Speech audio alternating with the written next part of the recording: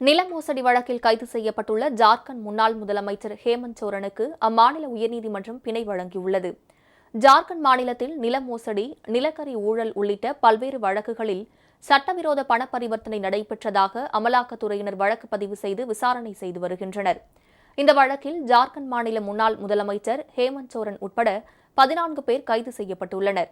கடந்த ஜனவரி 31ஆம் தேதி அமலாக்கத்துறை விசாரணைக்கு முன்னிலையான போது முதலமைச்சர் ஹேமந்த் சோரன் கைது செய்யப்பட்டார்.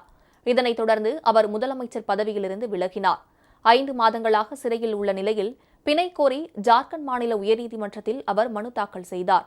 இந்த மனுவை விசாரித்த நீதிமன்றம் அவருக்கு பிணை வழங்கி ஆணையிட்டுள்ளது.